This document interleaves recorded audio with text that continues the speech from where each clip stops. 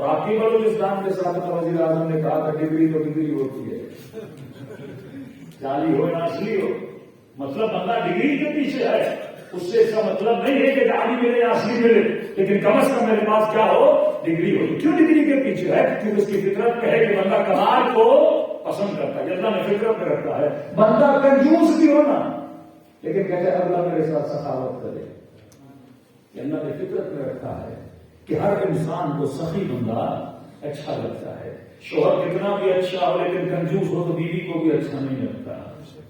کیوں؟ کیونکہ سخاوت اللہ نے کس میں رکھی ہے؟ فطرت بشر میں رکھی ہے۔ ہر بندے کی فطرت میں ہے خدا پرستی۔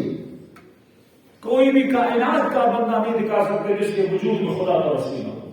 تو آپ کہیں گے مولانا پھر بت پرست کہاں سے نکلے، پھر یہ لائف اور سیکولر کہاں سے نکلے؟ کوئی بھی کائنات کا ایسا بندہ نہیں ہے جو خدا کو نہ مانے۔ شیطان فطرت نہیں بدلتا، شیطان خدا بدل دیتا ہے۔ اب یہ پیدا ہوتا ہے، اس کو کبھی بت کو خدا بنا دے گا، سورت کو خدا بنا دے گا، پیسے کو خدا بنا دے گا، کرسی کو خدا بنا دے گا، اس کی ذات کو خدا بنا دے گا، مٹیریل دنیا کو خدا بنا دے گا۔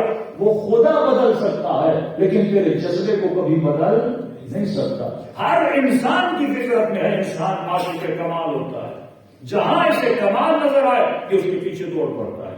ہر انسان عاشق حسن ہوتا ہے، جہاں اسے خوبصورتی نظر آتی ہے یہ تعریف کرنے کے مجبور ہو جاتا ہے، کیونکہ یہ ساری چیزیں اللہ نے آپ کی فطرت میں رکھی ہے کہ آپ ظلم سے نفرت کرو، آپ کو جھوٹ برا لگے، آپ کو سخاوت اچھی لگے، آپ کو حسن اچھا لگے، آپ کو کمال اچھا لگے، آپ کو علم اچھا لگے۔ جہاں جہاں کمال نظر آتا ہے وہاں وہاں بشر جاتا ہے۔ اب دنیا کی مجبوری ہے کہ دنیا آل رسول سے کیا کرے؟ محبت کرے، کیونکہ جب جب آل رسول کو دیکھے گی اسے آل رسول میں کمال ہی کمال نظر آئے گا۔ سخاوت کی تلاش میں جاؤ گے تو سخاوت درے اہل بیت نظر آ جائے گی، صبر کو دیکھنا چاہو گے تو صبر درے اہل بیت نظر آ جائے گا۔ تو سارے جار جردات مسیحی اس نے کتاب لکھی، اور کتاب لکھنے کے بعد لوگوں نے سوال کیا جار جردات تم نے کتاب عیسیٰ کی فضیلت میں کیوں نہیں لکھی، موسیٰ کی فضیلت میں کیوں نہیں لکھی، مسلمانوں کے چوتھے خلیفہ شیعوں کے پہلے امام کی فضیلت میں کیوں لکھی؟ کہ میری زندگی کا مقصد یہ نہیں تھا کہ فرض کے بارے میں کتاب لکھوں، میرا مقصد یہ تھا ایک ایسی کتاب لکھوں جس میں کائنات کے سارے فضائل پائے جائیں۔ جب میں فضائل کی تلاش میں نکلا تو سارے فضائل مجھے ذات علی ابن ابی طالب نظر آئے۔ ایک دکھ ہے،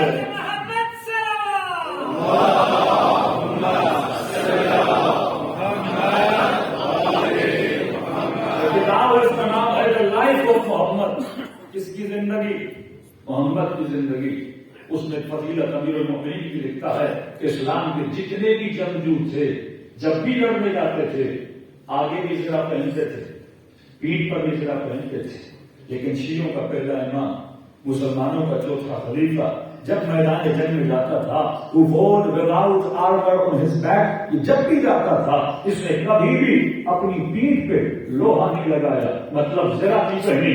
آگے تو پہنتا تھا پر اس نے کبھی پیٹھ پہ نہیں پہنی۔ اور جب پوچھنے والوں نے پوچھا علی آگے تو زرہ پہنتے ہو، پیٹھ پہ زرہ کیوں نہیں پہنتے؟ تو جواب دیا آگے زرہ اس لیے پہنتا ہوں کیونکہ حملہ کرنا ہوتا ہے، آنے والا تیر سینے پہ رک جائے، لیکن اللہ کی قسم ابی طالب کے بیٹے کو پیٹھ پہ زرہ پہننے کی عادت نہیں ہے، کیونکہ علی میدان جنگ میں لڑنے کے ارادے سے جاتا ہے، بھاگنے کے ارادے سے نہیں جاتا۔ یہ کمال ہے تو اہل بیت کی شجاعت ہر بندے کو اچھی لگتی ہے۔ بھائی اگلا بندہ سخی ہونا، تو کئی لوگ بولتے مولانا ہے تو ہندو لیکن سخی ہے، اپنا ہو کنجوس ہو تو بندے کو اچھا نہیں لگتا، کیونکہ سخاوت فطرت بشر میں ہے کہ بشر اس کو کیا کرتا ہے؟ پسند کرتا ہے۔ بندہ خود چور بھی ہونا اور اپنے پیسے چور کے پاس نہیں رکھواتا، کہتے ہیں امیر کے پاس رکھواؤں۔ کیوں؟ کیونکہ یہ کیا ہے؟ فطرت بشر ہے۔ بھائی آپ کے گھر میں خوبصورت پھول لگا ہوا ہو تو آپ بول سکتے ہیں کہ اس پھول سے صرف شیعہ پیار کرتا ہے، قبلہ میرے باغیچے میں گلاب کا پھول ہے اور یہ پھول بس شیعوں کو اچھا لگتا ہے، سنیوں کو اچھا نہیں لگتا۔ تو دنیا بولے گی آپ پاگل ہو، پھول کا کوئی مذہب نہیں ہوتا، اگر پھول خوبصورت ہے تو ہر بندہ اس کی کیا کرے گا؟ تعریف کرے گا۔ حسن کی ہر بندہ کیا کرتا ہے؟ تعریف کرتا ہے۔ اب دیکھیے کبھی کبھی یہ ہوتا ہے انسان کی فطرت کے جو سینسر ہیں مست ہو جاتے، بولا ختم اللہ علی قلوبہم وعلی سمعہم. کچھ لوگ ایسے ہیں جن کی فطرت پہ کیا لگ جاتی ہے؟ مہر لگ جاتی ہے. شناسی آنکھ دیکھتی ہے لیکن کبھی کبھی بینائی کیا ہو جاتی ہے؟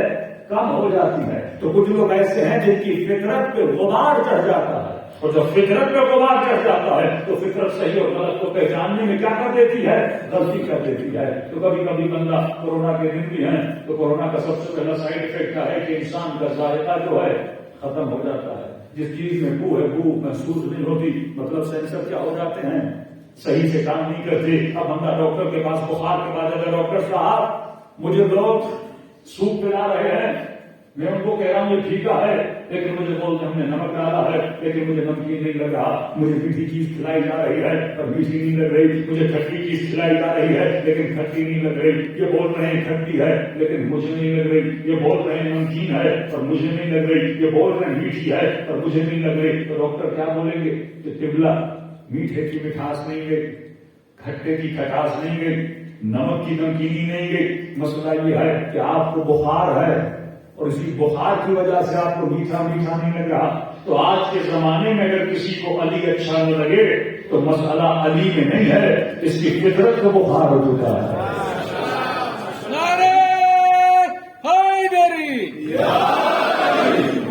اصل فطرت ہے جس کو بچانا. اہل بیت کا کام ہے لوگوں کی فطرتوں کو خالص کرنا. جب اس کو غبار چڑھ جائے تو یہ بات یاد رکھیے، محبت دنیا کا اساسی ترین رکن ہے. اگر آپ محبت کو نہیں سمجھے کہ آپ کو محبت سمجھ میں نہیں آئی. اصل چیز ہے محبت. پوری زندگی جس کے مدار ارد گرد گھومتی ہے اس چیز کا نام ہے محبت. محبت بری نہیں ہوتی. محبت ایک پاک جذبہ ہے کہ اللہ نے ہر انسان کے وجود میں رکھا ہے. انسان زندگی میں جو کچھ کرتا ہے کس چکر میں کرتا ہے؟ محبت کے چکر میں. یزید بنا محبت کے چکر میں، شمر بنا محبت کے چکر میں، اور ہر بنا محبت کے چکر میں. محبت بری نہیں ہوتی. جس سے کی جاتی ہے وہ یا اچھا ہوتا ہے یا برا ہوتا ہے. یہ جذبہ برا نہیں ہوتا. ایک بندہ رہے کہ حکومت کے دانے کی محبت میں قاتل حسین بنا، اور دوسرا حسین کی محبت میں کربلا میں آ کر ہر بنا. آپ کے سامنے جناب زہیر کا واقعہ ہے کہ جنگ صفین اور نہروان کے بعد مولا علی کا سیاسی مخالف تھا.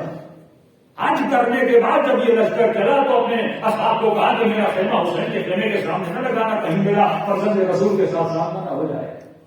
کیوں؟ کیونکہ زہیر کی فطرت پر غبار چڑھ چکا تھا، عقل پر غبار چڑھ چکا تھا. اور جب عقل پہ غبار چڑھ جائے نا، فوگ آ جائے نا، تو چیزیں نظر نہیں آتی. بلب روشن ہو، آنکھیں صحیح سالم ہو، میں آپ کو تب دیکھ پاؤں گا جب فضا میں غبار نہ ہو. لیکن اگر اسی مارگا میں دھواں ہو جائے اور فضا میں غبار ہو جائے، نہ آپ مجھے دیکھ سکیں نہ میں آپ کو دیکھ سکوں، تو جب غبار چڑھ جاتا ہے تو بندہ دیکھ نہیں پاتا. قرآن کا کام کیا ہے؟ اس کے تو غبار کو ہٹائے تاکہ بندے کو صحیح تصویریں کیا آنے لگے، نظر آنے لگے. فرماتے ایک وقت آیا مجبور خیمہ حسین کے ساتھ مل چکا، اپنے خیمے کے اندر بیٹھ کر سفرے پر کھانا کھا رہا تھا. ایک مرتبہ مولا حسین کا قاصد آیا کہ زہیر ادرک الحسین، حسین تجھے بلا رہے ہیں. کہتے سے کھانا چھوڑ دیا، سوچنے لگا. اصحاب خاموش، جو آقا کریں وہ ساتھ کریں. لیکن کبھی کبھی اگر ساتھ کسی عقل مند انسان کا ہو تو انسان اللہ کی راہ سے کبھی گمراہ نہیں ہوتا. اس کی بیوی عقل مند تھی. اس نے کہا زہیر کیا سوچ رہے ہو؟ سنا نہیں کہ کہا کہ ادرک الحسین، حسین بلا رہے ہیں. کون حسین؟ سیدہ شباب اہل الجنہ حسین. غبار کو بیوی ہٹا رہی ہے. کبھی کبھی یہ نفس ہو جاتا ہے، کبھی کبھی انسان کی عقل پہ پردے پڑ جاتے ہیں تو پردوں کو ایک ایک کر کے ہٹانا پڑتا ہے.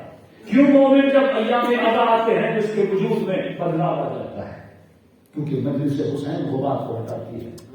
کیوں بندہ جب کربلا جاتا ہے تو 6 دن میں بدل جاتا ہے، متقی پرہیزگار بن جاتا ہے. کیوں؟ کیونکہ کربلا غبار کو ہٹا دیتی ہے.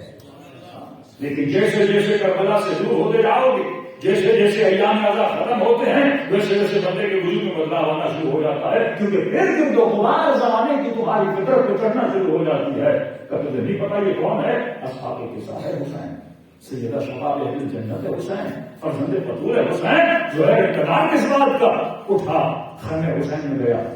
تاریخ تو نہیں پتا کہ حسین نے کون سی باتیں کی زہیر سے، لیکن یہ لکھا کہ جب باہر آیا تھا، جب گیا تھا تو چہرے کا رنگ اور تھا، لیکن جب خیمے سے نکلا تو چہرہ نورانی ہو چکا تھا.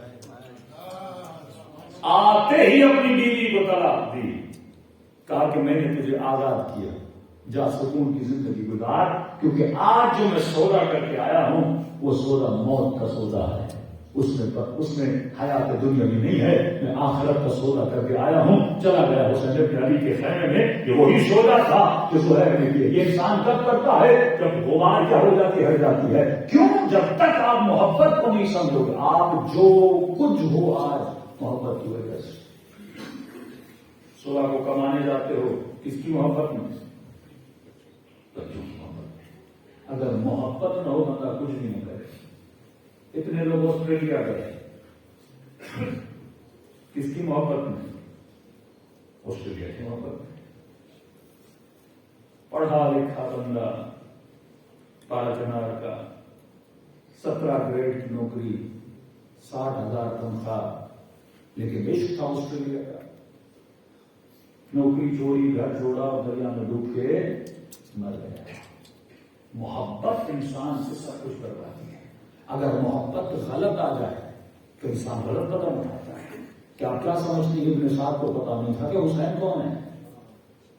مشورے دیے ابن سعد نے، لیکن آخر میں بول چکا کہ ہاں حسین سے بھی محبت ہے، لیکن رہ کی حکومت سے زیادہ محبت ہے. جنت کے وعدے کو دیکھوں یا تیار یزید کی رکت کو دیکھوں جس میں لکھا ہے کہ قتل حسین کے پاس تجھے رہ کی حکومت دی جائے گی. تو آپ جو کچھ کرتے ہو محبت میں کرتے ہو، جو کچھ ہو محبت میں ہو. کمانے جاتے ہو محبت میں. بندے کے لیے مہینے کے لیے 40,000 کافی ہیں، لیکن کہتا میں لاکھوں کماؤں. کس کی محبت میں؟ اولاد کی محبت میں. یہ صبح سے شام تک پسینہ بہاتا ہے، کس کی محبت میں؟ اولاد کی محبت میں. کوئی گاڑی کی محبت میں، کوئی بینگلوں کی محبت میں. مختلف محبتوں کی وجہ سے ہماری زندگی میں ایکٹیویٹی آتی ہے. پورا سال بندہ پائی جمع کرتا ہے، اور جب پیسے جمع ہو جاتے ہیں ان پیسوں کو ترکی جا کے بھی خرچ کر سکتا ہے، یورپ کا ٹور بھی لگا سکتا ہے، پاکستان کا ٹور بھی لگا سکتا ہے. لیکن یہ بندہ غریب نواز کیا کرتا ہے؟ پائی جمع کرتا ہے اور کہتا ہے کہ مجھے کربلا جانا ہے، حسین کی زیارت کرنی ہے. محبت ہی ہے نا. زندگی میں اگر محبت نکال لیجیے، سب کچھ جو انسان سے کرواتی ہے محبت ہے. آپ سے سوال کروں، جنت کیا ہے؟ جب آپ سوچیں کہ جنت ہے کیا، کہ بارہ بولا کہ نماز پڑھو تو جنت ملے گی، روزہ رکھو تو جنت ملے گی، حسین کی مجلس میں آؤ تو جنت ملے گی، نیک پڑھو تو جنت ہے کیا؟ ایک سب سے بڑا ایشو ہے کہ ہم جو الفاظ دہراتے ہیں ہمیں ان الفاظ کا پتہ ہی نہیں. اب اتنے وقت میں نے کہا کہ اللہم کل ولی کا حجت ابن الحسن کے پورے مجمع سے پوچھوں کتنے لوگوں کو اللہم کل ولی کا حجت ابن الحسن کا ترجمہ آتا ہے؟ شاید 20% لوگوں جن کو پتا ہو. ہم اکثر وہ کر رہے ہیں جس کا ہمیں پتہ ہی نہیں ہے.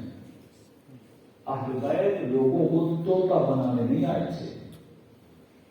آج ہمارے اکثر مدارس کی مختلف جگہوں کی روش بن چکی ہے، رٹا لگوانا کہ مولانا میرا بیٹا حافظ قرآن ہے، لیکن سوال یہ ہے قرآن کی کتنی آیتیں سمجھتا ہے؟ میں دن میں 17 رکعت نماز بھی پڑھوں، نماز تہجد بھی پڑھوں، لیکن جو نماز میں پڑھ رہا ہوں اس سے میں کتنا سمجھ رہا ہوں؟ میں جو ایاک نعبد و ایاک نستعین کا نعرہ مارتا ہوں کہ خدا تیری ہی عبادت کرتا ہوں، تجھ ہی سے مدد مانگتا ہوں، لیکن سوال یہ ہے اس کلمے کو میں نے کتنا سمجھایا ہے؟ اور آج کے جوان کے لگا مولانا یہ جملہ تو میں نے سب سے زیادہ اپنے وزیر اعظم سے سنا. ہر تقریر سے پہلے ایاک نعبد و ایاک نستعین، تیری عبادت کرتے ہیں، تجھ ہی سے مدد مانگتے ہیں. مطلب جو کہہ رہا ہے مسلمان وہ سمجھ نہیں رہا، کہہ یہ رہا ہے تجھ ہی سے مدد مانگتا ہوں، لیکن دولت سعودیہ کے کیا کہہ جاتے ہیں؟ مدد سائنس لابی اور IMF سے مانگی جاتی ہے. پورا سعودی یعنی پیسہ لایا جاتا ہے، ایک بلیک منی کو لایا جاتا ہے، اسے وائٹ کر کے پھر ان کو واپس دیا جاتا ہے. امریکہ کو کیا ہے؟ ڈالر چھاپتے جائیں گے، دنیا کو دیتے جائیں گے، آپ اس کو وائٹ کر کے اس کو کیا دیتے ہو؟ واپس دیتے ہو. پورے ملک کو سودی نظام میں لگا دیتے ہو. مطلب جو مسلمان کہہ رہا ہے اس چیز کو سمجھ نہیں رہا. تو آپ سوچئے کہ ہر مولوی ہر مفتی پر سارا چکر جنت کا ہے نا. ایک شیعہ کو مارو پوری زندگی جنت میں، دو کو مارو تو خاندان جنت. کس سے پوچھو تو اسے جنت ہے کیا؟ جنت کہتے کس کو ہیں؟ صرف وعدہ جنت نہ دیا کرو، سمجھا کرو، سوچا کرو. افلا یعقلون افلا یشکرون لهم آذان لا یسمعون اولئک ذکر فی آذانہم. قرآن بارہا بارہا یہ الفاظ کیوں دوہرا رہا ہے؟ انسان سب سے بڑی نعمت جو خدا نے تجھے دی ہے وہ نعمت عقل ہے، ورنہ غریزہ حیوان کا ہم سے زیادہ مضبوط ہے. کبھی بھی جسم پہ ناز نہ کرنا کہ انسان بڑی بلڈنگ کرے، بولے کہ میں اپنے جسم پہ ناز کرتا ہوں، میں 200 کلو کا وزن اٹھا لیتا ہوں. کبھی کھانے پہ ناز نہ کرنا، کبھی حسن پہ ناز نہ کرنا، کبھی اپنے جسم کی طاقت پہ ناز نہ کرنا. اگر تو 200 kg کا وزن اٹھاتا ہے تو گدھا اس سے زیادہ اٹھاتا ہے. تو اس پہ ناز کرے کہ میں دن میں اتنا کھاتا ہوں تو تجھ سے زیادہ تو بھینس کھاتی ہے. تو یہ بولے کہ میرے اندر یہ کمالات ہیں. جسمی کمالات پہ کبھی ناز نہ کرنا، یہ تجھ سے زیادہ خدا نے حیران کو کرتے ہیں. جو اصل کمال بشر تھا وہ عقل تھی. اور آج سب سے زیادہ جس چیز کو مارا جا رہا ہے وہ کیا ہے؟ عقل ہے. اور سب سے زیادہ جس چیز کو طاقتور کیا جا رہا ہے وہ غرائز حیوانی ہے. آپ کو شہوت کی غذا دی جا رہی ہے لیکن عقل کو مضبوط نہیں کیا جا رہا.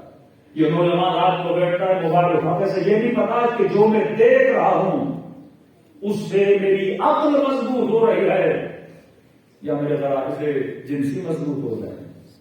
اور جتنا تو شہوت کو بڑھاتا جائے گا اس سے تم میں کتنی بھی شہوت ہو گھوڑے سے زیادہ تو نہیں ہے. غرائز حیوانی کی وجہ سے تو انسان نہیں ہے. فخر بشر یہ ہے کہ خدا نے تجھے کیا بنایا؟ عقل نہ بنایا. جبرائیل آدم کے پاس دین لے کر آئے، دین حیا عقل کا. آدم نے ایک چیز ان میں سے اٹھا. اللہ کے نبی تھے، صاحب شعور و فکر تھے، انہوں نے عقل کو دیا. جبرائیل نے حیا اور دین کو کہا کہ میرے ساتھ چلو. حیا اور دین نے کہا ہمیں اللہ کا حکم ہے جہاں عقل ہوگی وہاں حیا بھی ہوگا، وہاں دین بھی ہوگا. تو اگر کسی معاشرے میں حیا نہ ہو تو مطلب اس میں عقل نہیں ہے.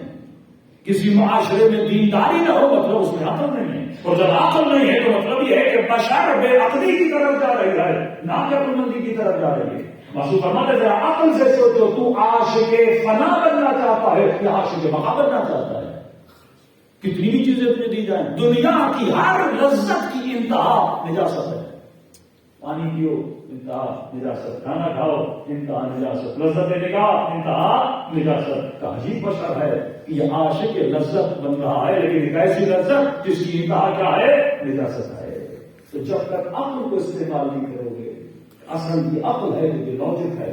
ہمارا مسئلہ یہ ہے کہ جب ہم شیعہ سنی آپس میں بحث بھی کرتے ہیں، وہ بخاری لے کر آتا ہے، وہ مسلم لے کر آتا ہے، اپنی کتاب وہ اپنی کتاب. لیکن اکثر نوجوانوں کو بولتا ہوں ان چیزوں کو لانے کی ضرورت نہیں ہے.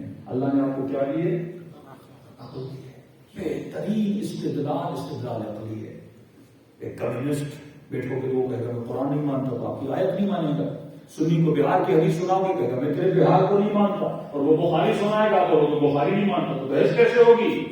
لیکن ایک چیز آپ سب کے پاس اس کا نام کیا ہے؟ عقل ہے.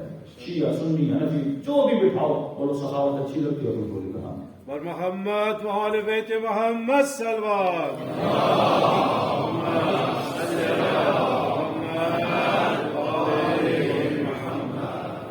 اچھا آپ کو میں ایک دے رہا ہوں،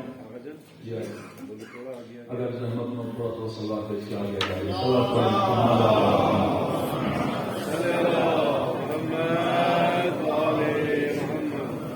نعرے حیدری مدد.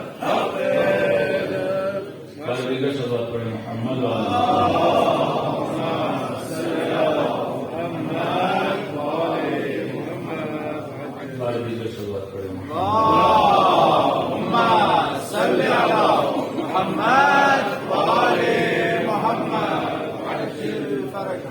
جب تک راہ و روش نہیں بدلیں گے تب تک معاشرے میں تبدیلی نہیں آئے گی. اکثر سوال کیا جاتا ہے کہ جتنی خلافتیں گزری اس میں فتوحات بہت ہیں لیکن مولانا کی خلافت میں فتوحات نظر نہیں آتی.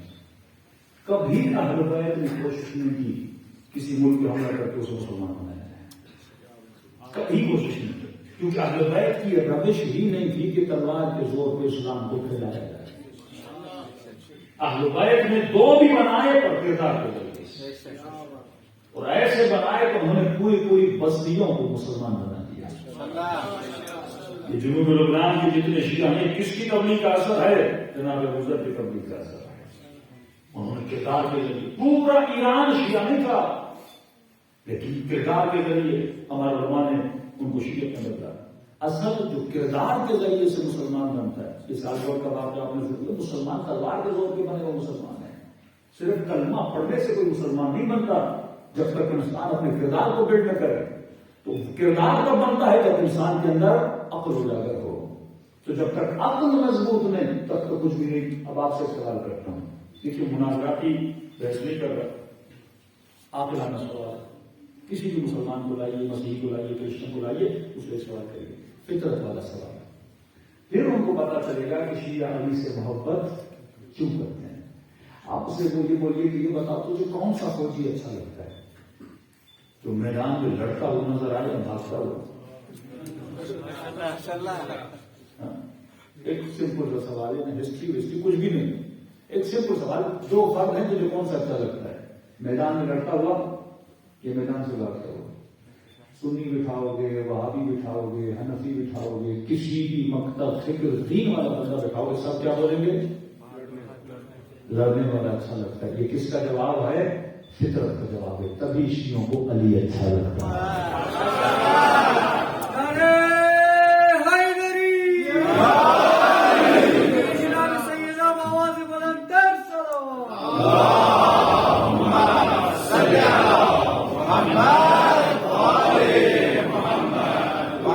عقل کے ذریعے سے مکتب کو پھیلا دیا۔ ہم ایسی چیزوں میں پڑ جاتے ہیں۔ اب کیا جب عقل ظاہر ہو جائے نا، مثال کے طور پہ مولا فرماتے ہیں علم نور ہے، جہاں علم نہ ہو جہالت ہوتی ہے، جہالت اندھیرا ہے۔ اللہ ولی الذین آمنوا یخرجہم من الظلمات الی النور، اللہ ظلمتوں سے نکال کر نور میں لاتا ہے۔ کیا مطلب؟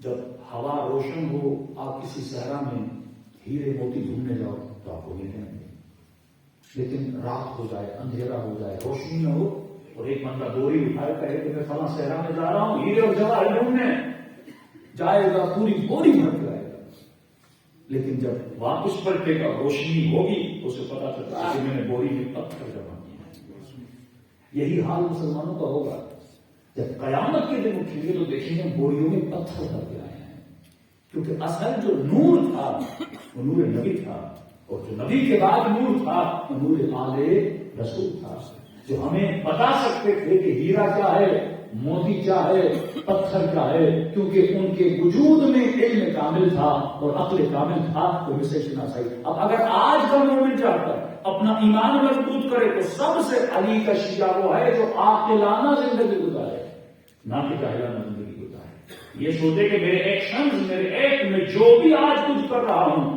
کیا وہ عقل کے مطابق ہے یا جذبات کے مطابق ہے؟ اگر ابن سعد یہ سوچتا ہے کہ میں حسین سے لڑنے جا رہا ہوں، کیا یہ عقل کے کہنے پر جا رہا ہوں یا جذبات کے کہنے پر؟ اگر یہی سوچتا تو کبھی قاتل حسین بن علی نہ بنتا۔ اصل عاقلانہ زندگی ہے۔ اب آپ سے میں نے سوال کیا تھا کہ جنت کیا ہے، کیا سوچ کے بتائیے، جنت کس چیز کا نام ہے؟ کہ ہر کسی کو جنت کی لالچ دی جائے گی، اور اس لالچ جنت میں بندہ سب کچھ کرنے کے لیے تیار ہے۔ تو کسی نے کہا کہ مولانا جنت ہے حور کا نام، جنت جائیں گے تو حور نہیں۔ کسی نے کہا مولانا جنت ہے دودھ کی نہروں کا نام، شہد کی نہریں ہوں گے، تحت الانہار، ہم بیٹھے ہوں گے اور جس جگہ پہ بیٹھے ہوں گے نیچے سے نہریں چل رہی ہوں گی، دودھ کی نہریں چل رہی ہوں گی، شہد کی۔ آج کل جو آپ کے لبرل لوگ ہیں، جو سیکولر لوگ ہیں، وہ آپ کی باتوں پہ اعتراض کرتے ہیں۔ تو جب جوان نے کہا مولانا جنت حور کا نام ہے، افغانستان میں فتوش بمبارڈمنٹ کو پکڑا تو کیا دیکھا، اس کے بم باندھے ہوئے ہیں، اس کے دونوں جیبوں میں چمچ پڑے ہوئے ہیں۔ اسے کہا تو مرنے کے چمچ کیوں دینے لگے؟ کہا مجھے مفتی نے بولا تھا جب شہید ہو جاؤ گے تو دوپہر کا کھانا رسول کے ساتھ ہے. اب تو جب بندے کی ظاہر ہو جائے کہ یہ عالم مادہ ہے اور روح مرنے کے بعد ایک اور عالم میں جاتی ہے، کون سا چمچ اور کون سا کھانا، لیکن بندے کی جواب ظاہر ہو جائے وہ اسی لالچ میں رہتا ہے. کل مناسب قدر کل سب سے زیادہ تکلیف لوگوں کی بے عقلی سے. آج عقل کے فالوور زیادہ ہیں یا نفس کے فالوور زیادہ ہیں؟ بے جھجک ہو کے دل پہ ہاتھ رکھ کے بتائیے، اللہ کے فالوور زیادہ ہیں یا شیطان کے؟ شیطان کے فالوور زیادہ ہیں.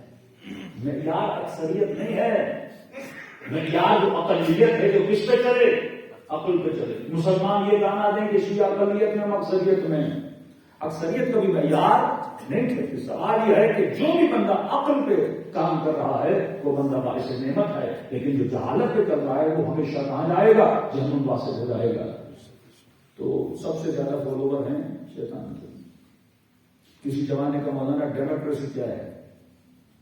میں نے کہا ڈیموکریسی یہ ہے کہ ایک بندہ ووٹنگ کے لیے کھڑا ہو جائے، دو بندے کھڑے ہو جائیں الیکشن میں، ایک کو 50 چرسی ووٹ دیں اور ایک کو 30 ڈاکٹر ووٹ دیں. میں نے کہا جیتے گا کون؟ جس کو 50 چرسی دیں. میں نے کہا یہ ڈیموکریسی ہے. یہ نہ دیکھا کرو اکثریت کس کے ساتھ ہے، یہ دیکھا کرو کہ کس کے وجود میں عقل ہے، اصل زندگی عاقلانہ ہے. تو کہاں مولانا جنت کیا ہے تو حوریں ملیں گی، جرما ملیں گے، شہد کی نہریں ملیں گی، دودھ کی نہریں ملیں گی. تو وہی ایک لبرل بندہ تھا، اس نے کہا کہ اگر ایسا ہے جنت اسے بولتے ہیں کہ شہد کی نہریں اور حوریں، تو اگر آج دنیا کا کوئی ارب پتی بندہ ہو، سوئٹزرلینڈ میں ایک جزیرہ خرید لے خوبصورت سا، سب ہرا بھرا جس میں نہریں چل رہی ہوں، اور بہت بڑا گھر بنائے، ایک حصے میں سوئمنگ پول بنائے دودھ کا، دوسرے حصے میں بہت بڑا سوئمنگ پول بنائے شہر کا، خرید سکتا ہے نا پیسہ بندے کے پاس، اور اپنے مال کی طاقت پہ دنیا کی حسینات کو جمع کرے، تو اس کی جنت تو یہی بن گئی. جنت حور کا نام نہیں ہے، جنت ظلمہ کا نام نہیں ہے، جنت دودھ اور نہروں کا نام نہیں ہے. یہ تو اللہ لالچ دے رہا ہے عربوں کو، جو عقلیں ان کی اتنی تھی، وہ دودھ اور نہروں اور شراب اور چیزوں کے پیچھے تھے. اللہ نے کہا یہ چیزیں بھی ملیں گی، لیکن حقیقت میں جنت کیا ہے؟ تو جواب آپ خود مجھے دیں گے. ہم کیا بولتے ہیں شیعوں کی جنت کہاں ہے؟ کربلا. کربلا میں ہوئے ہیں، کربلا میں دودھ کی نہریں ہیں. عباس اور وہیں کے کھانے میں شاید مزہ آتا ہو، لیکن کربلا میں ایسا کیا ہے کہ بندہ بولتا ہے کربلا شیعوں کی جنت ہے؟ کربلا میں سکون ہے. جنت نام ہے سکون کا، ایک ایسی جگہ جہاں پہ کوئی پریشانی نہیں، جہاں پہ سکون ہے. اپن اس سکون کی تلاش میں ہے، تمام مصائب حل کر آئے، لیکن وہ قاتل حسین جو سینے مولا پہ سوار تھا، کہتا میں نے حسین کے چہرے پہ جو سکون دیکھا، میں پریشان تھا پر حسین پریشان نہیں تھا. اصل نعمت، اصل جنت کا سکون ہے. تو اپنی دنیا کو جنت بنا سکتا ہے اگر تیری عقل کامل ہے. اب وہاں تو بہت سکون ہے، لیکن اس سکون کی جھلک جو خدا قرآن میں کہتا کہ میں نے اپنے نبی کے دل پہ سکینہ نازل کیا، یہی سکون. اصل یہ سکون، جنت سکون کا نام ہے. اب بندہ کتنا بھی بلینئر بن جائے، پاکستان سے لاکھ کماتا تھا، باہر چلا جائے گا، چلو مہینے میں 7-8 لاکھ کما لے گا، 7-8 ہزار ڈالر نارملی کما لیتا ہے بندہ، وہاں پہ جا کے اتنا کما لے گا نا. لیکن مجھے یہ بتائیے، اگر مال میں سکون ہوتا تو آج نواز شریف پریشان ہوتا؟ اگر دولت میں سکون ہوتا، اگر پاور میں سکون ہوتا، اگر طاقت میں سکون ہوتا تو آج کے آپ کے حکمران پریشان ہوتے. ہاں یہ صحیح ہے، دولت سکون دیتی ہے ٹیمپریری، مال سکون دیتا ہے ٹیمپریری. شادی کرو، قرآن کہتا ہے بیوی میں سکون ہے، سکون ملتا ہے ٹیمپریری. اولاد سکون دیتی ہے محدود، لیکن ایک وقت انسان کی زندگی میں انسان پریشان ہو جاتا ہے. کبھی بیماری سے پریشان کرتی ہے، بیماری سے کوئی چھٹکارا پا نہیں سکتا. کبھی اس کی تنہائی سے پریشان کرتی ہے، یہ چھٹکارا پا نہیں سکتا. کبھی جیسے جیسے بوڑھا ہوتا رہتا ہے اس کی آنکھوں میں موت کا خوف آتا رہتا ہے. اصل نعمت ہے سکون. جنت ایک ایسا مقام ہے جہاں پہ سکون ہی سکون ہے, جہاں پہ کوئی پریشانی نہیں ہے. لیکن آپ سے سوال ہے کہ سکون کیسے ملتا ہے, سکون کی آنے کی وجہ کیا ہے؟ یہ راز ہے, اگر آپ سمجھ جائیں. مجھے کربلا میں سکون کیوں ملتا ہے؟ ایسا کیا ہے کربلا میں کہ مجھے سکون ملتا ہے؟ تو پھر بھی سادہ معمولی ہے نا, کہتے مولانا جب مولا حسین کی چاندی والی زری کو دیکھا تو مجھے سکون ملا. کسی نے اپنے امام حسین کے گولڈ والے گنبد کو دیکھا تو مجھے سکون ملا. کوئی کہنے لگا جب میں بین الحرمین میں چل رہا تھا اور وہ درخت دیکھے, وہ مولا کے بین الحرمین میں لگی ٹائل کو دیکھا, دیواروں کو دیکھا تو مجھے کیا ملنے لگا؟ سکون ملنے لگا. میں نے کہا یہ تو بتا, کیا چاندی میں سکون تھا, کیا سونے میں سکون تھا, کہ بین الحرمین کی ٹائل اور درختوں میں سکون تھا؟ اگر ان چیزوں میں سکون ہوتا تو گولڈ تو تیرے شہر میں بھی ہے, چاندی تو تیرے شہر میں بھی ہے, ٹائل تو تیرے گھر میں بھی لگے ہیں, لیکن وہ ٹائل تجھے سکون نہیں دے رہے, وہ چاندی تجھے سکون نہیں دے رہی, وہ گولڈ تجھے سکون نہیں دے رہا. تو سکون چاندی میں نہیں ہے, کس چیز میں سکون ہے؟ کیونکہ کربلا میں حسین ہے. اگلا سوال, مجھے حسین سے سکون کیوں مل رہا ہے؟ سوال کرتے جاؤ گے تو ایک ہدف نہایت تک پہنچو گے. مجھے خود وجود امام حسین سے سکون کیوں مل رہا ہے؟ اگر حسین کے وجود سے سکون ملتا ہے تو شمر کو سکون کیوں نہیں مل رہا تھا؟ ہم جو قبر حسین دیکھنے جاتے ہیں وہ سینہ حسین پر ہے. اگر وجود حسین سے سکون ملتا ہے, ابن سعد کو سکون کیوں نہیں مل رہا؟ وہ سکون کو چھوڑ کے کہاں پہ جا رہا ہے؟ رہ کے حکومت کی طرف. اگر وجود ائمہ میں سکون ہے تو لوگ علی بن ابی طالب کو چھوڑ کے کہاں جا رہے تھے؟ اگر حسین کے وجود میں سکون ہے تو آج کا ناصبی کربلا کا کہ سکون کیوں نہیں دیتا؟ وہ تو دیکھتا ہے, اس کو اندر سے جلتا ہے. تجھے میں دل سکون دے رہی ہے لیکن اس کا اندر جلتا ہے. تو ایک چیز تیرے لیے سکون ہے, اس کے لیے نہیں, اور جو چیز اس کے لیے باعث سکون ہے تیرے لیے نہیں. تو ایسا کیا ہے امام حسین میں کہ جس کے وجود سے مجھے سکون مل رہا ہے لیکن کسی اور کو نہیں مل رہا؟ کیونکہ تجھے حسین سے محبت ہے. اصل سکون ہے محبت میں. اب کسی سے بھی ہو اس سے سکون ملتا ہے. انسان, ماں کہتی ہے نا جب میں بچے کو سینے سے لگاتی ہوں تو چین ملتا ہے, سکون ملتا ہے. تو میں نے کہا کہ بچے کے سینے کے لگانے سے سکون ملتا ہے تو پڑوسی کے بچے سے کیوں نہیں ملتا؟ تجھے اپنے بچے سے سکون کیوں ملتا ہے؟ کیونکہ تجھے اپنے بچے سے محبت ہے. یہاں سے قبرستان چلے جاؤ, کئی مومنین کی ماؤں کی قبریں ہوں گی, گزرتے گزرتے گزرتے گزرتے جب اپنی ماں کی قبر پہ بندہ پہنچتا ہے اسے سکون ملتا ہے. تجھے دوسری ماں کی قبروں سے سکون کیوں نہیں ملا؟ مٹی تو مٹی ہے, لیکن کیوں؟ کیونکہ اس مٹی میں تیری ماں دفن ہے اور کیونکہ تجھے تیری ماں سے محبت ہے. تو سمجھ لو راز زندگی محبت ہے. اصل سکون کس میں ہے؟ محبت میں ہے. اب بندے کو غلط بندے سے محبت ہو جائے نا, اس کو اس سے بھی سکون ملتا ہے. وہ اس سے سکون ڈھونڈتا ہے. کسی کو رہ کے حکومت کے دانے سے محبت ہو جائے نا, وہ سمجھتا ہے جب وہ ملے گی تو مجھے کیا ملے گا؟ سکون ملے گا. خدا نخواستہ کسی جوان کو کسی غلط خاتون سے محبت ہو جائے نا, باپ سے لڑتا ہے, ماں سے لڑتا ہے, معاشرے سے لڑتا ہے, دین کو چھوڑتا ہے, ہر چیز تباہ و برباد کر دیتا ہے. کئی لوگ خودکشیاں کر دیتے ہیں, نشئی بن جاتے ہیں, شرابی بن جاتے ہیں غلط محبتوں کے چکر میں, کیونکہ وہ یہ سمجھتا ہے اگر وہ چیز مل گئی تو مجھے کیا ملے گا؟ سکون ملے گا. لیکن جب مل بھی جاتی ہے پر اسے سکون نہیں ملتا.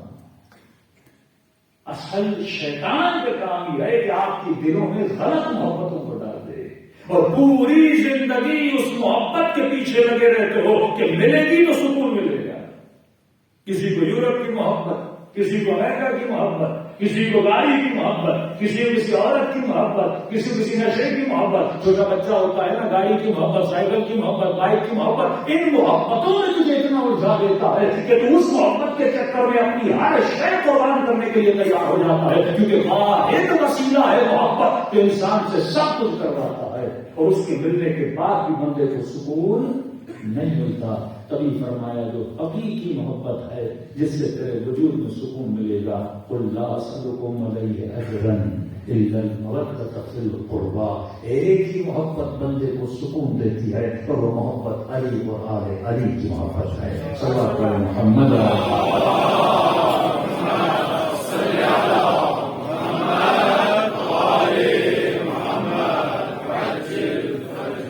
تو صحیح وقت میں صحیح سلیکشن کرنا یہ عقل کا کام ہے۔ معصوم فرماتے میرے شیعہ کی نشانی یہ ہے کہ یہ غلط بندے سے دوستی نہیں کرتا، صلحاء کے ساتھ بیٹھتا ہے۔ اور یہ مت کہنا مولانا میں تو بڑا متقی ہوں، کسی چرسی شرابی زانی کے ساتھ بیٹھوں گا، مجھے کچھ ہونے والا نہیں۔ یہ بالکل ایسے ہے کہ بندہ کہے میں پانی میں جاؤں پر میں گیلا نہیں ہوں گا، ہو نہیں سکتا۔ زبیر پوفی کا بیٹا، رشتہ دار ہے مولا علی کا، اس کی ماں پوفی ہے امیر المومنین کی، لیکن جنگ جمل میں علی کے مقابلے میں کھڑا ہے۔ امام نے فرمایا بہت اچھا تھا اور اس کے بیٹے نے اسے گمراہ کر دیا۔ جب غلط دوستیوں میں پڑتے ہو، غلط لوگوں کے ساتھ بیٹھتے ہو، غلط ماحول میں تیرا اٹھنا بیٹھنا ہوتا ہے، اس کا اثر ہوتا ہے تیرے وجود میں۔ تبھی فرمایا کہ اگر صلحاء کے ساتھ بیٹھو گے تو عقل کو روشنی ملے گی۔ اے بندے خدا، جس طرح جسم کی غذا ہے اسی طرح روح کی غذا ہے۔ اگر جسم کو صحیح طاقتور پروٹین اور غذا دو گے تو جسم طاقتور ہوگا، اگر جسم کو گندی غذا دو گے تو جسم بیمار ہو جائے گا۔ بالکل اسی طرح تیری عقل کی غذا ہے، عقل کو بھی کھانے کی ضرورت ہے۔ اب آپ پوچھو گے مولانا کیا عقل کو برگر کی ضرورت ہے، گوشت کی ضرورت ہے، بوتل کی ضرورت ہے؟ نہیں، عقل مٹیریلسٹ چیزوں سے مضبوط نہیں ہوتا۔ معصوم فرماتے ہیں عقل کی غذا ہے علم، کہ ہر علی والے کے لیے ضروری ہے کم از کم ڈیلی 4 صفحے تو پڑھے۔ میرے مولا نے مجھے کیا سکھایا ہے؟ اپنی عقل کو مضبوط تو کرے۔ اے جماعت یہ بات یاد رکھنا، جب تو باڈی بلڈنگ کرتا ہے تو ایک دن میں تیرے مسلز نہیں بنتے، 3 مہینے 6 مہینے باڈی بلڈنگ کرنی پڑتی ہے، تب تک کیا ہوتے ہیں یہ مسلز آپ کے مضبوط ہوتے ہیں۔ پہلے تو 4 کلو اٹھاتا تھا، لیکن مسل کی مضبوطی کے بعد کیا ہوتا ہے؟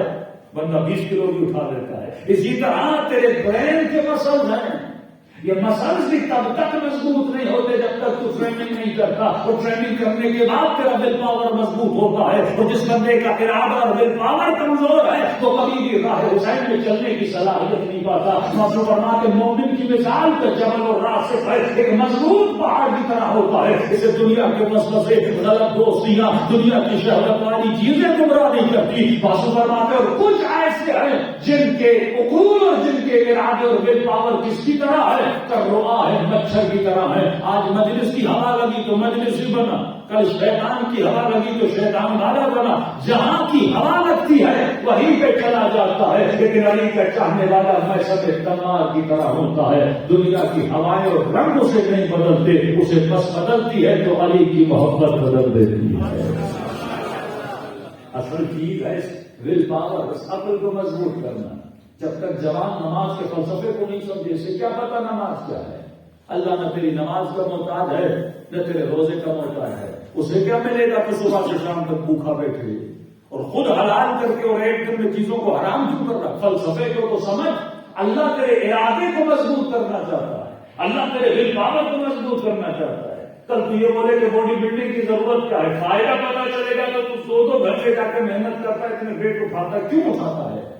اگر ویٹ اٹھاتا ہے تو کھانا بھی کھانا پڑتا ہے، تب جا کے مسلز بلڈ ہوتے ہیں۔ اسی طرح تیرے برین کے مسلز تب تک بلڈ نہیں ہوں گے جب تک تیرا ارادہ مضبوط نہیں ہوگا۔ اللہ کہتے ہیں کھانا حلال ہے، لیکن میں یہ دیکھنا چاہتا ہوں جب تو لذیذ سفرے پر بیٹھے ہو، روزے کے عالم میں ہو، تو ول پاور کو اتنا مضبوط کر کہ کھانا سامنے ہو پر بندہ کھانا نہ کھائے، لیکن ایک تاریخ میں تجھے کھانے کھلانے کی اجازت بھی دیتا، یعنی میری مرضی سے کھا، میری مرضی سے نہ کھا، نفس کی مرضی تیرے اوپر نہ چلے۔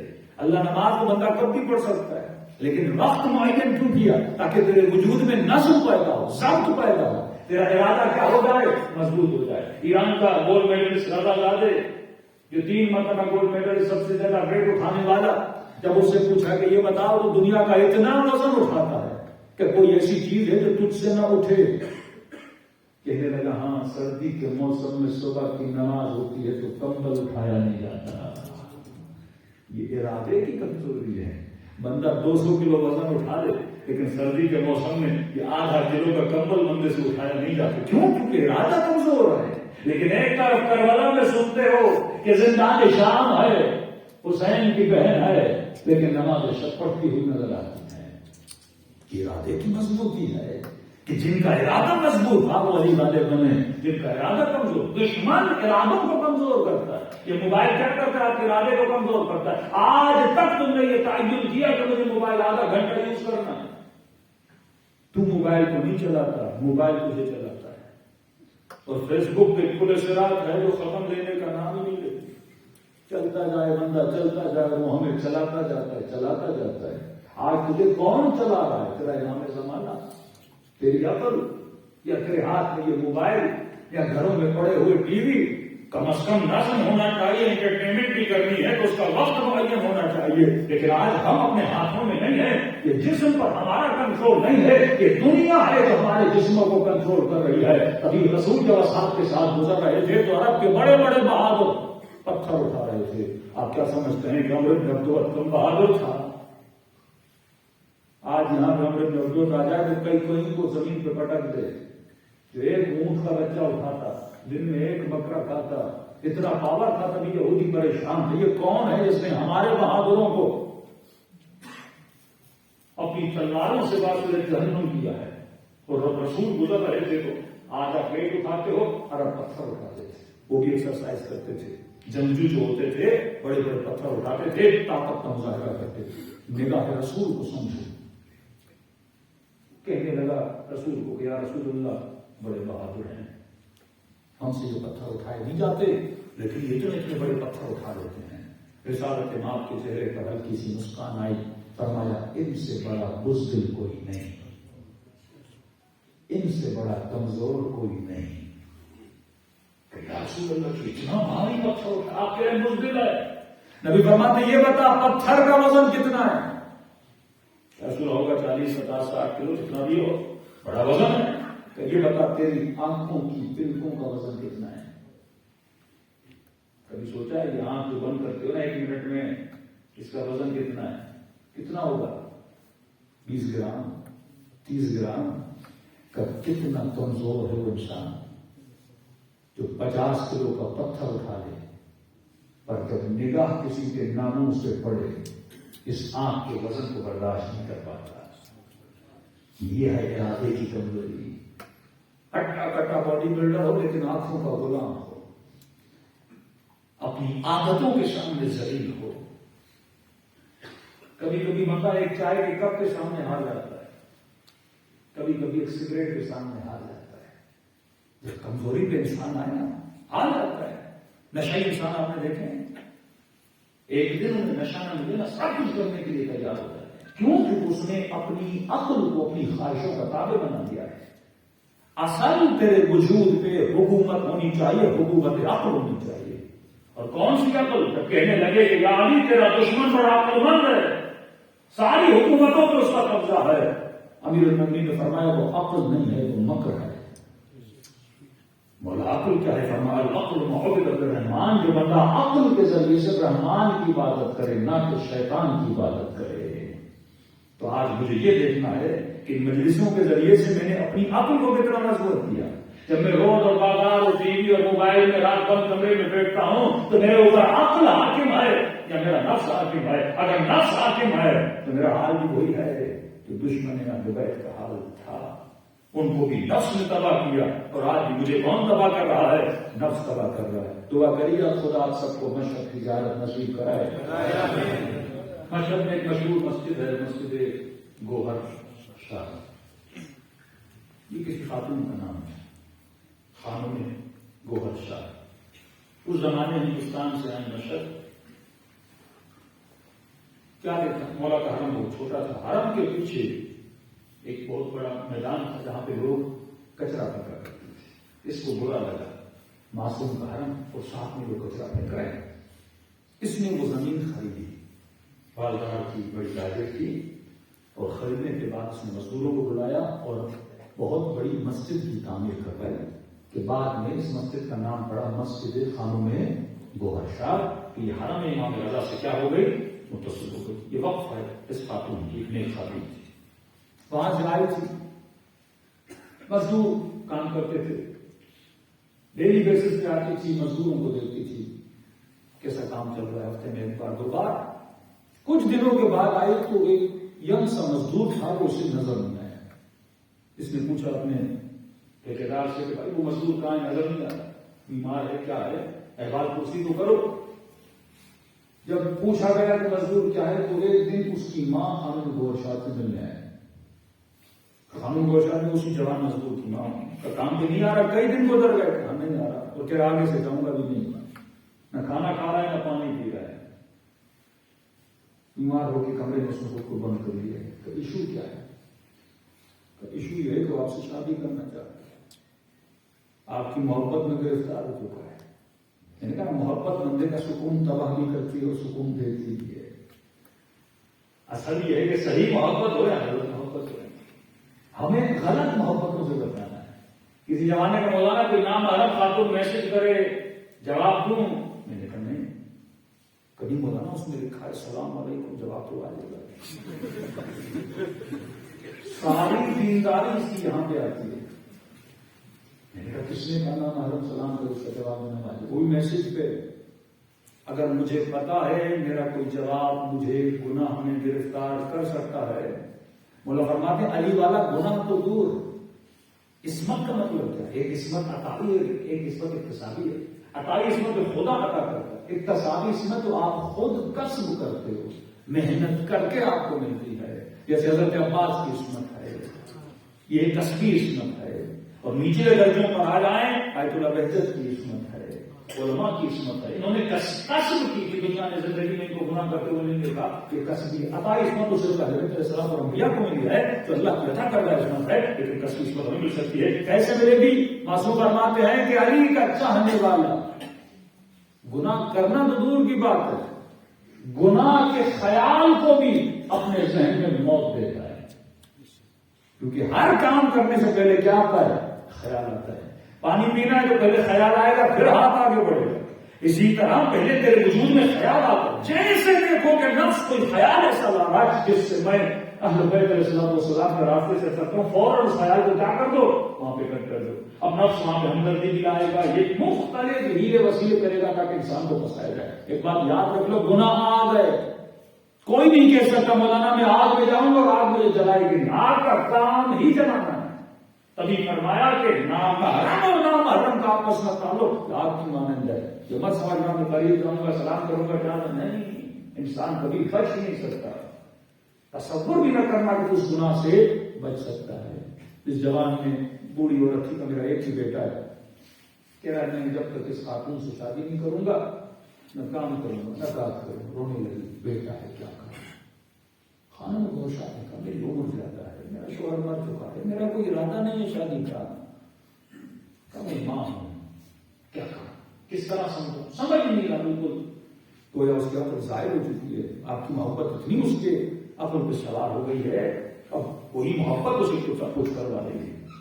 اب خامد نے تو ہر شاید نہیں کہا ٹھیک ہے، ایک شرط ہے، اگر اس پہ عمل کرے تو میں شادی کرنے کے لیے تیار ہوں۔ خوش ہو گئی۔ کیا شرط ہے؟ کہ اسے کہو کہ 40 راتیں نماز شب پڑھے، نماز تہجد پڑھے۔ یہ عقل مند انسان کا کام کہ مجھے پتا ہے اگلا بندہ میری محبت میں گرفتار ہے، اب کیونکہ اسے مجھ سے محبت خدا سے نہیں ہے، لیکن میں اپنی محبت میں اسے سب کچھ کروا سکتا ہوں، اسے نیک بھی بنا سکتا ہوں، اسے راستے میں بھی لا سکتا ہوں۔ مطلب مومن جب اس کے پاس مواقع آتے ہیں تو مواقع سے زیادہ کیا لیتا ہے؟ فائدہ لیتا ہے۔ لیکن آج کل ہماری بیچاری خواتین کوئی بول رہی کہ ہم آپ کو پسند کرتے ہیں، تو میں نے کہا بھائی وہ کہتے مولانا وہ سب کچھ میرے لیے کرنے کے لیے تیار ہے، کیا میں شادی کر سکتی؟ میں نے کہا کیا کرنے کے لیے تیار ہے؟ کہ مولانا اس نے لکھا ہے تم بولو میں چاند لاؤں، سورج لاؤں، ستارے لاؤں۔ میں نے کہا اتنا بڑا جھوٹا آدمی، نہ چاند نیچے آ سکتا ہے نہ ستارے، لیکن لوگ بولے والے ہیں نا، خوش ہو جاتے ہیں باتوں میں۔ تعریف انسان کو کیا لگتی ہے؟ جھوٹی بھی ہو تو اچھی لگتی ہے۔ کنجوس آدمی ہو نا بولو تو بڑا سخی ہے، بندہ خوش ہوتا ہے۔ ہمارے استاد ایک مثال دیا کرتے تھے، کہتے ہیں کہ میری بیوی مر گئی، بیوی کی مریض کروانی، اب سارے گاؤں کو بلائے تو اتنا کھانا کہاں سے کھلائے؟ اس نے کہا چاول کا بندوبست تو کر لوں گا، اب کم از کم ایک بھینس کو تو ذبح کرنا پڑے گا کہ پورا گاؤں کھائے۔ تو اپنے دوست کو بتا رہا تھا، اس کا دوست تھا میراثی، تو کہا کہ نہیں، اس نے کہا کہ وہ فلاں وڈیرا جو ہے اتنا امیر ہے، 1000 ایکڑ زمین کا مالک، اس سے جا کے مانگ، اس کے لیے کیا ہے تجھے بھینس دے دیں گے۔ اس نے کہا وہ کنجوس آدمی اپنی بکری کسی کو نہ دے، بھینس مجھے دے گا۔ کہا تجھے مانگنا نہیں آتا، میں میراثی ہوں نا، دیکھ میں کیسے مانگتا ہوں۔ تجھے اصل مانگنے کا بھی بندے کو ہنر آنا چاہیے۔ آیت اللہ تراتی فرماتے ہیں کہ بندے یہاں سے کربلا جاتے ہیں امام حسین کی زیارت کو، اور زہین پکڑ کے کہتے مولا مجھے موٹر بائک دلا دے، مولا گاڑی دلا دے۔ تو بندے خدا حسین سے وہ مانگ تجھے دنیا والے نہیں دے سکتے، یہ مال یہ دولت تو دنیا سے بھی تجھے مل جائے گا، وہ مانگ جو حسین عطا کر سکتا ہے۔ تو مولانا کیا مانگے گا؟ جب حسین کی زری کو پکڑو تو حسین سے خدا مانگو، اور جب مسلم عبادت پر بیٹھو تو خدا سے حسین مانگو۔ یہ ہنر ہونا چاہیے۔ تو میں نے کہا کہ اللہ کے مولا دیتے کیوں ہیں؟ جب یہ ہم جاتے ہیں چھوٹی چھوٹی چیزیں امام سے مانگ کے عطا بھی کرتے ہیں، تب یہ تو بالکل ایسے ہے کہ جب بچہ باپ سے ضد کرتا ہے مجھے کھلونا چاہیے، تو باپ لے کے دیتا ہے کہ نہیں؟ میں نے کہا کہ وہ بھی ہمیں اپنے بچے سمجھتے ہیں اور چیزوں کو کھلونے سمجھ کے چیزوں کو عطا بھی کر لیتے ہیں۔ بندے کو مانگنا آنا چاہیے کس در پہ مجھے کیا مانگنا ہے۔ تو یہ اس کو لے گیا وڈیرے کے پاس، اور وڈیرا زمینوں پہ کھڑا تھا، ایک نمبر کا کنجوس وڈیرا، زندگی میں کسی کو بکری نہ دی، اب اس سے بھینس نکالی۔ یہ بھی ہنر ہونا چاہیے فطرت کے ساتھ۔ اگر شیطان جانتا ہے آپ کے اندر کیا، انشاءاللہ اگلی مجالس میں اس کو کھول کے بیان کروں گا کہ نظام ظلم ائمۃ الکفر، جو کفر کے ائمہ ہیں، وہ اسی طرح لوگوں کو اپنے جال میں گرفتار کرتے ہیں، جوانوں کو پھنساتے ہیں۔ اگر جوان کو پکڑنا دشمن شناسی کا بھی ضروری ہے۔ مجھے یہ نہیں پتا کہ دشمن مجھے گمراہ کر رہا ہے، میں اسے سنتا بھی ہوں، میں اسے دیکھتا بھی ہوں۔ اس نے دیکھا وڈیرا زمین پہ کھڑا، اس نے کئی قدموں کے فاصلے سے بلند آواز میں اس کو بولنے لگا، تجھے نہیں پتا اس وڈیرے کا دادا کتنا سخی تھا، فلاں مومن کی شادی تھی، اس نے اس کو 2-3 اونٹ دے دیے۔ اب وڈیرا سن رہا ہے، تجھے نہیں پتا ان کا بابا کتنا سخی تھا، وہ تو اپنے دادا سے بھی زیادہ سخی تھا، اس نے فلاں تو سارا جھوٹ، اس نے اس کو اتنی بکریاں دی، اتنی بھینسیں دی۔ اب کہنے لگا تجھے نہیں پتا یہ وڈیرا خود کتنا سخی ہے، اس نے مجھے یہ دیا، مجھے وہ دیا۔ اب جو وڈیرے کے چہرے کو بھی دیکھا، جب اس نے زیادہ تعریف کی نا تو دیکھا وڈیرے نے اپنی مونچھوں کو ایسے ہاتھ لگایا کہ تیرا کام ہو گیا، خوش ہو گیا۔ آگے بڑھا، السلام علیکم۔ وعلیکم السلام۔ ہاں بھائی کیا کام ہے؟ تو صاحب بیچارہ غریب بندہ ہے، بیوی مر گئی ہے، کچھ کروانا ہے، گوشت اس کے پاس نہیں ہے، بھینس چاہیے۔ اس نے کہا اس میں کون سی پریشانی کی بات ہے، کتنی بھینسیں چاہیے؟ اس نے اس کو دیکھا تیرا کام ہو گیا۔ ہمارے استاد فرماتے ہیں اگر کسی کنجوس کی بھی جھوٹی تعریف کرو تو وہ سخی بن جاتا ہے، تو کتنا نادان انسان ہے، خدا تو ہے ہی سخی۔ کسی کنجوس کی تعریف کرو تو سخی بن جاتا ہے، خدا تو ہے ہی سخی۔ اگر اس کے دربار میں بیٹھ کے اس کی تعریف کرے گا تو جب کنجوس کے در سے کوئی خالی ہاتھ نہیں جاتا تو کریم کے در سے کوئی خالی ہاتھ کیسے جائے گا؟ یہ سمجھ ہونی چاہیے انسان کو کس کے در پہ مجھے کس طرح ماننا ہے۔ یہ ہنر کون سے کہے گا؟ یہ ہنر حضرت علیہ الصلوۃ والسلام سے کر سکتے ہیں۔ اگر کسی خاتون کو پتا ہو ایک جوان مجھے پسند کرتا ہے تو عقل ہونی چاہیے نا۔ ہم کیا ڈیمانڈ کرتے ہیں؟ گھر ہو، گاڑی ہو، زمین ہو۔ آج تک کسی کی بیٹی چیزوں سے خوش رہی ہے؟ امیروں کے گھروں سے مجھے فون آتے، کروڑ پتی لوگ ہیں، بزنس مین ہیں، یہ شوہر سے ناراض ہے، مجبوری کے تحت شوہر کے ساتھ رہ رہی ہے، اس کے اخلاق سے تنگ، اس کے کردار سے تنگ۔ اس لیے چھٹے امام فرماتے ہیں سب سے پہلے جو چیز دیکھا کرو وہ کردار دیکھا کرو۔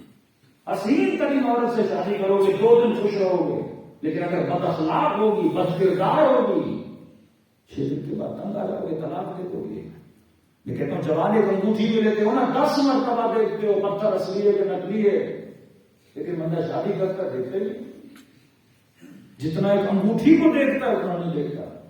اور یہ تو انگوٹھی ہے خریدی پھر بیچ دی، شادی تو ایسے نہیں ہے، ایک بار کرتا ہے آدمی، زندگیاں تباہ و برباد ہو جاتی ہیں، 20 سال کچل کے اپنے ایک دوسرے کے ساتھ رہتے ہیں، رشتے داریوں میں مختلف چیزوں میں معاشرے کے مسائل ہوتے ہیں، نہ رہنا ان کے لیے آسان ہے نہ جدائی ان کے لیے آسان ہے، پھر بچے پیدا ہوتے ہیں وہ الگ وبال جان بن جاتا ہے، یہ ڈیلی بچے دیکھتے رہتے ہیں ماں باپ آپس میں لڑ رہے پھر یہ بچی جوان ہوگی، اس کی کیا تربیت ہوگی، یہ کیا شوہر کا احترام کرے گی جس نے زندگی بھر دیکھا کہ ماں باپ آپس میں لڑ رہے تھے، تو یہ نسلوں کی نسلیں تباہ ہو جاتی ہیں۔ یہ شعور انسان تمہارے ہر حرکت عقل کے مطابق ہونی چاہیے۔ یہ خاتون اگر شرط رکھنا ہے تو جوان آپ کا رشتہ لے کر آتا ہے، شرط رکھو نماز پڑھتا ہے کہ نہیں، ہاں نماز پڑھو شادی کرنے کے لیے تیار، نیک بن جاؤ شادی کرنے کے لیے تیار، کم از کم تیری محبت میں وہ خدا کی محبت میں آنا ہے۔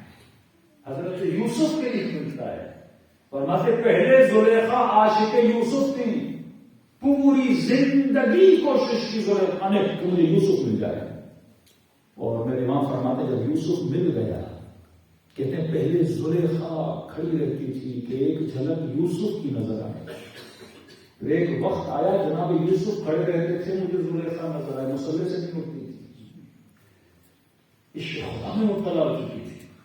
خانم گوہر صاحب نے کہا میں شادی کرنے کے لیے تیار ہوں، شرط یہ ہے کہ 40 راتیں نماز شب کرے۔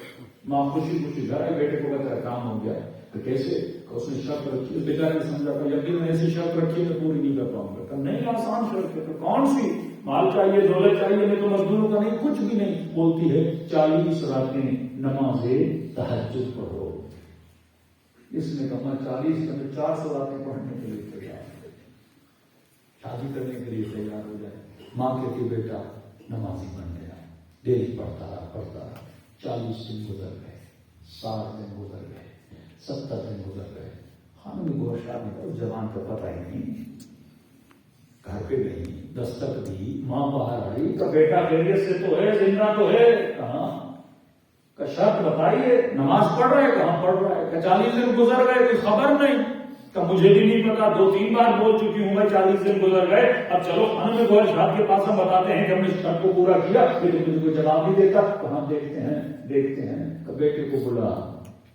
ماں جب بیٹے کو بلانے گئی کہ خانم گوہر صاحب آئیے، ایک مرتبہ دروازے پر آئے، وہ بیٹا جو ترستا تھا اس خاتون کے چہرے کو دیکھنے کے لیے، اس کے عشق میں مبتلا تھا، لیکن خانم گوہر صاحب فرماتی اب اس کی نگاہیں جھکی ہوئی تھی، نگاہوں میں حجب وہ آیا تھا، جب دروازے پر آیا اے جوان کہ 40 راتیں نماز شب پڑھی، کہاں خانم گوہر صاحب نے نماز شب پڑھ لی، کہ پھر رشتہ لینے کیوں نہیں آئے، کہ ایک مسئلہ ہے، کہ کیا مسئلہ ہے، کہ نماز شب کے پڑھنے سے پہلے میں آپ کے عشق میں گرفتار تھا، لیکن جب سے نماز شب پڑھی ہے میں عاشق خدا بن چکا ہوں۔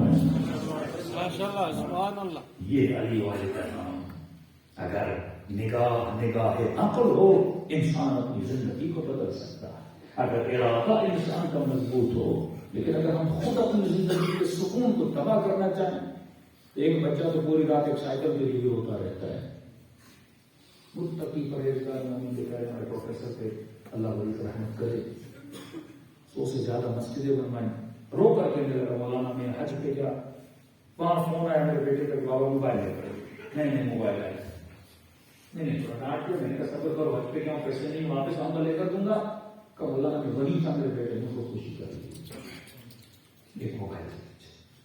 جب بندہ غلط محبت میں گرفتار ہو جائے تو پوری زندگی خسرت دنیا والآخرہ ہے۔ تبھی فرمایا میں تجھے اعلیٰ ترین محبت عطا کر رہا ہوں، وہ محبت حسین ابن علی ہے۔ اب سوال نہیں کا نہیں، رب مصیبت یہاں پہ چلو، ہم سے محبت کا تقاضا نہیں کیا، ہم سے مودت کا تقاضا کیا، کہ مولا محبت کیا ہے، مودت کیا ہے، کہ محبت بیوی سے کرے، مال سے کرے، دولت سے کرے، بچے سے کرے، اپنی زبان سے کرے، اپنے وطن سے کرے، اپنی مٹی سے کرے، اپنے گھر سے کرے، اپنی گاڑی سے کرے، اپنے موبائل سے کرے، اپنے جسم سے کرے، اور ان سب چیزوں سے تو کیا کرتا ہے، محبت کرتا ہے۔ اور میں جہاں کائنات کی محبتیں ختم ہوتی ہیں وہاں سے مودت کی ابتدا ہوتی ہے۔ مطلب جہاں سب کچھ لٹانے کے لیے تیار ہو جائے اسے مودت کہتے ہیں۔ ہیں. جس پہ سب کچھ لٹانے کے لیے تیار ہو جائے وہ آل رسول ہے. روزہ اسی لیے ہے جس پہ اپنی شکم کو قربان کرے. جہاد اسی لیے ہے جن پہ اپنے جسم کو قربان کرے. جناب اسماعیل کے گلے کو کاٹنے کا خدا نے بولا جب تک قربانی نہیں تب تک مودت نہیں. کربلا کا میدان محبتوں کا میدان نہیں ہے، مودتوں کا میدان ہے. کسی نے کہا مولانا بولتے ہیں کہ اکبر کی ماں اکبر سے بڑا پیار کرتی تھی، قاسم کی ماں قاسم سے بڑا پیار کرتی تھی. میں نے کہا کرتی تھی کہ مولانا سمجھ نہیں آتی، ہم تو پوری رات جاگتی ہیں کہ ماں بیمار ہوتی ہے تو ہو جائے پر بچہ بیمار نہ ہو. پوری رات جاگتی ہیں کہ ہم بیمار ہوں، ماں کی زندگی بچے کو لگ جائے. تو یہ کیسی کربلا کی مائیں ہیں. 14 سال کا قاسم ہے، ماں سجا کر دجا کر موت کے میدان میں بھیج رہی. جبکہ پتا بھی یہ بیٹا جائے گا تو واپس نہیں آئے گا. تو کیسی ماں ہے، کون سی ماں ایسا کام کرے. میں نے کہا کربلا کی ماں سے پوچھو جواب تجھے مل جائے گا. جب قاسم کی ماں سے پوچھو گے نا تو بیوی کا جواب آئے گا مجھے قاسم سے محبت ہے لیکن مجھے حسین سے مودت ہے. جس سے مودت ہوتی ہے نا اس سے سب کچھ لٹایا جاتا ہے. اپنی عزیز ترین چیز لٹائی جاتی ہے. سیدہ زہرا سلام اللہ علیہا وہ بیوی جو کبھی نابینا کے سامنے میں شعرے کا جواب کر دوں گا. بابا نے کہا کہ زہرا یہ دیکھ نہیں رہا، اس کے سامنے کیوں نہیں آیا. اور میں بابا میں نہیں چاہتی کہ نام محرم کے ناک تک بھی میری خوشبو جائے. اب تصور کرو وہ بیوی دربار میں گئی، ایک خاتون دوپٹہ نہ پہنے نا اور اس کا دوپٹہ اتارا جائے اس کے لیے مقام صبر نہیں ہے. لیکن ایک ایسی خاتون جو پوری زندگی گزر جائے لیکن کبھی گھر سے